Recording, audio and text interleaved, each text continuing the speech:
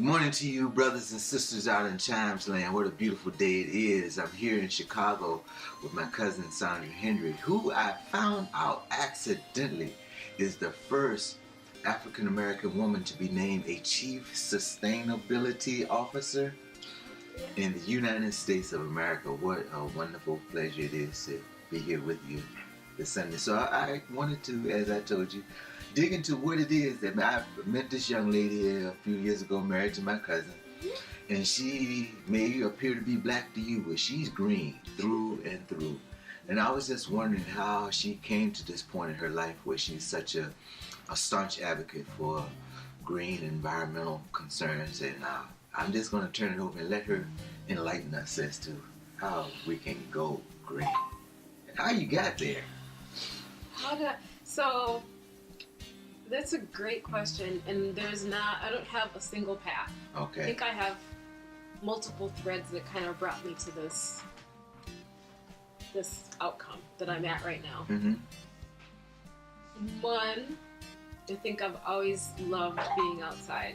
I grew up as a free-range kid, so I spent a lot of time Now let me just, because for a lot of these East Coast folks and stuff that may not understand that language of free range, can you tell them what you mean by that? I was outside a lot as a kid. Yeah. I just spent, time on my bike in the lakes. I grew up in Minneapolis, so okay. The outdoors is where we grew up. Okay. So I think that's probably the foundation, is just having a deep appreciation for being outside in the environment and being sensitive to trees and plants and flowers and birds and things like that. So that's probably the foundation.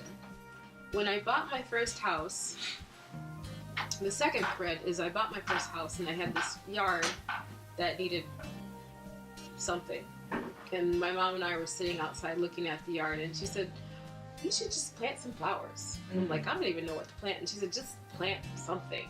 And I'm like, all right. So I went to the store and bought tons of plants and put them in the ground and realized I didn't really know what I was growing and how they should grow. So I talked to a friend who was a master gardener in Hennepin County, Minnesota, and he kind of coached me through like daylight and temperature and different types of plants and what grows better in what spot. And through that, he encouraged me to consider becoming a master gardener.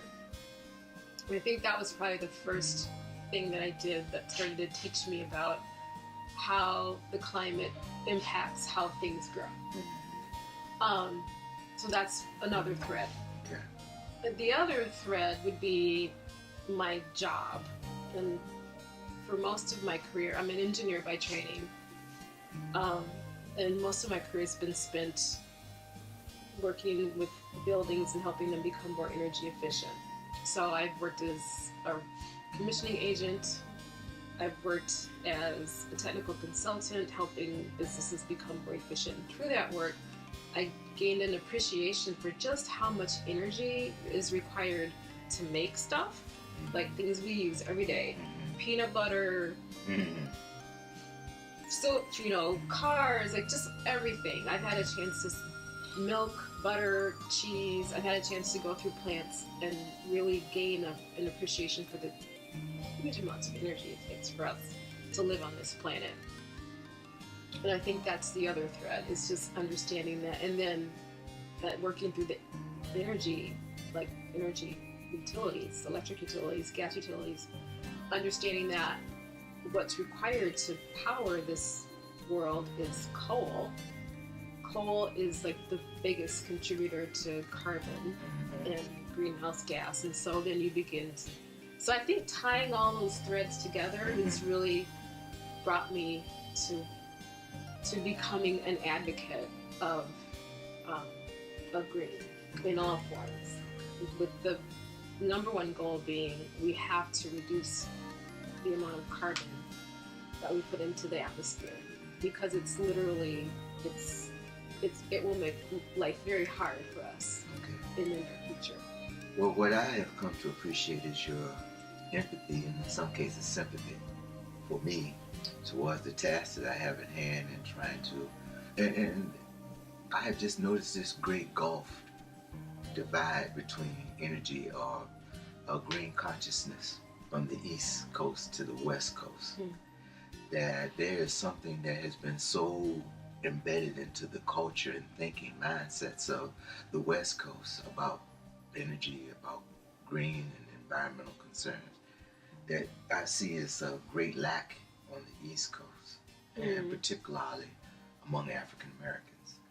So, could you speak to what you think might be a way that we can raise people's awareness and consciousness to what you just said, the value of green, how much it means to our everyday life and existence, and what we all can do to contribute?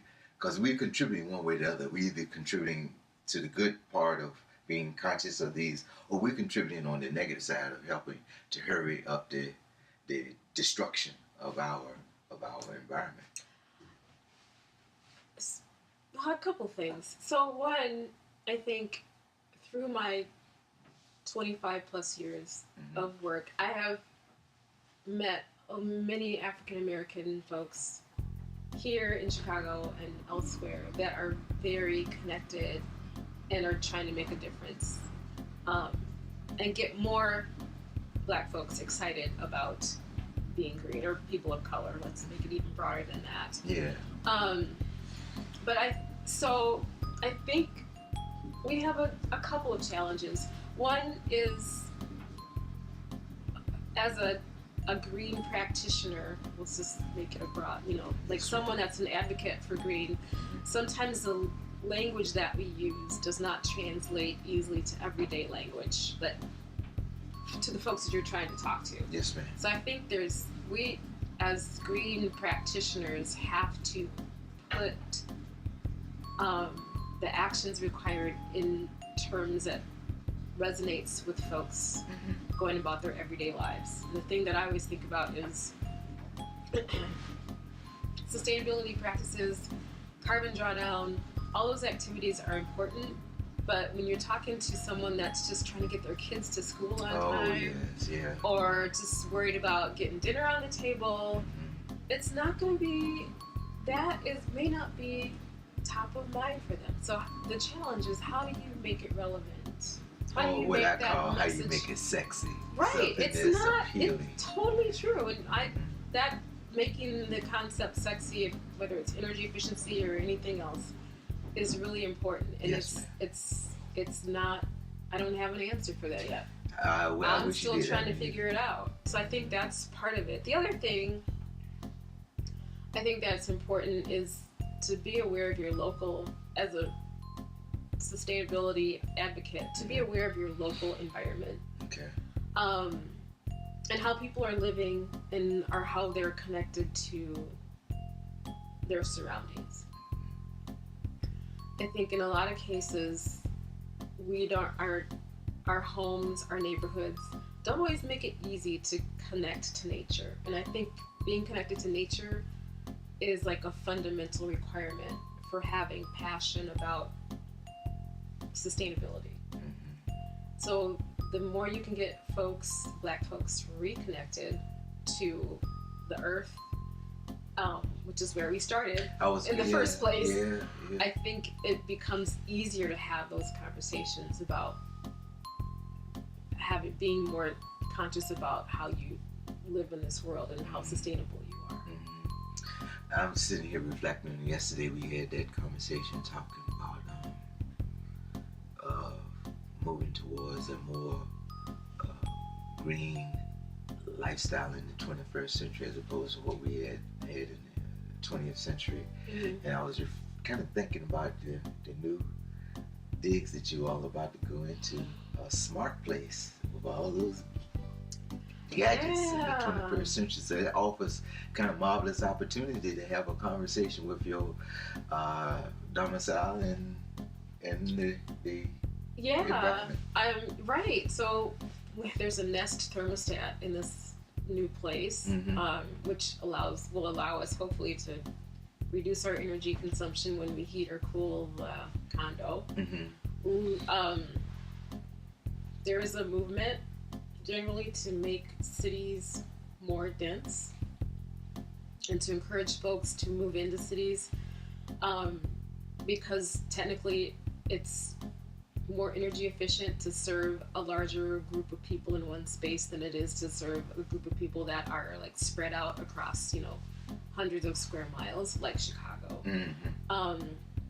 But I guess the flip side of that is it also taxes the existing infrastructure, and I think I've come to realize that more being the CSO for Chicago. As you're encouraging the denser, folks to live more close together in multifamily buildings, you really have to think about how those folks are heated and cooled, get water, remove waste, and if your systems that are serving this larger population aren't upgraded or updated, you can cause some serious issues like urban flooding. See, it's a balance. It's always this conversation of balance. If I'm hearing you properly, what you're saying is, and this is probably one of the more modern cities, but you have a very antiquated infrastructure that we're not situated currently in America to handle sustainability agenda with the infrastructure currently as it is now in a lot of our major cities. Yeah, I think it's a challenge, and some cities are probably a little further ahead of the game than others. That's what I think I saw on the West Coast. Yeah. That would almost seem logical because the infrastructure of the West Coast is a lot younger than it is on the eastern side of the United States. True. Yeah, they probably built it paying a lot more attention to it in their day of building than it was on the East Coast when they were building. The green wasn't in that conscious construct when that. That's true, and I mean even like Los Angeles, they had a rail system, like a commuter rail system that they dismantled when the car came along. And they built all those wonderful roads that are now clogged.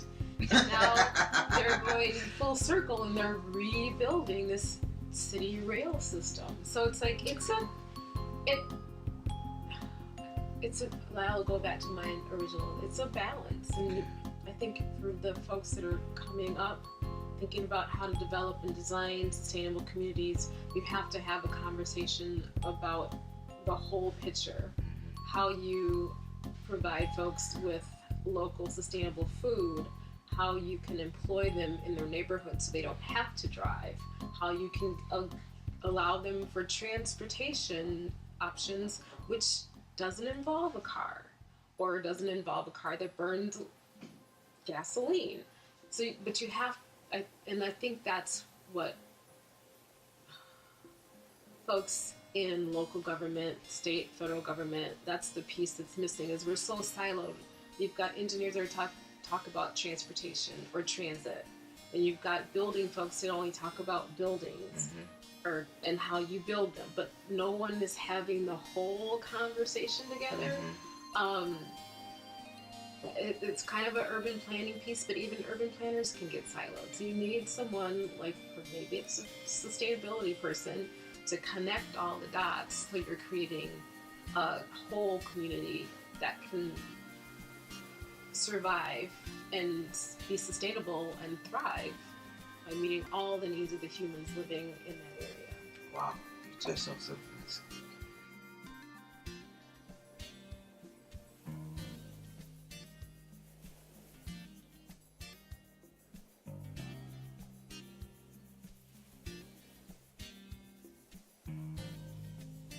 Yeah, so you open the door now to a conversation that's going to be near and dear to my heart, and that is the spiritual dimension. And I don't like religion, that's not the right word. I want to say something that our Native American brothers and sisters could relate to, all the way up to all of us who are here and understand what you're saying, the connectivity, the connectedness of all of this to the health and well-being of our environment, the thing that's going to allow us to continue to exist on this planet. There's definitely a spiritual component. I guess I was just reminded of something my mother told me a long time ago. I don't know what prompted her statement. I might have been, 10, 8, I don't know. asking about something about God or whatever. And the piece that sticks with me is somehow she started talking about like God is everywhere, in the wind, in the trees, in nature. And I think that probably, even though I may not have realized it at the time, is probably what rooted me into this like passion for the environment and my internal belief that God is everywhere. It's particularly in nature. I mean, that's where I go if I need to be connected. And I think being connected to the earth has the ability to transform humans. Like if you're struggling or if you're not feeling grounded, I feel like that's been my experience. Here's a story. When after 9/11 happened, everything came. It was the same day. I sat with Bruce and watched the towers come down, and it was just devastating emotionally. And then life pretty much stopped for the next 2 or 3 days, and I just went outside to my garden, and I dug everything I could dig, and I planted everything I could plant, because that is where I felt rooted. And I've observed others. I've had the pleasure of teaching other folks about gardening and planting, and it's once people put their hands in soil, their whole body changes. So I think there is a strong connection between the spiritual life and being connected to the earth. Well, what you have just hit on is kind of the crux of where my grant is, what I'm doing with urban agriculture, presenting it as agritherapy for the veterans in particular suffering from PTSD. Because what you said is we've been able to document how dealing with the soil, dealing with the earth, causes a calming and relaxing kind of sensation to happen among people who are stressed and dealing with a lot of that tension. So you're exactly right about that. How do we? So let me ask you this: your counterparts. This is a new title for me, the Chief Sustainability Officer. Your counterparts across, first of all, are there a lot of those across the country? And if so, what are they doing? How are you related to them? And what are they doing in their areas? Well, most cities probably have either a sustainability department or a Department of Environment or some kind of governmental body that's touching on these things. Well, not all, but quite a few.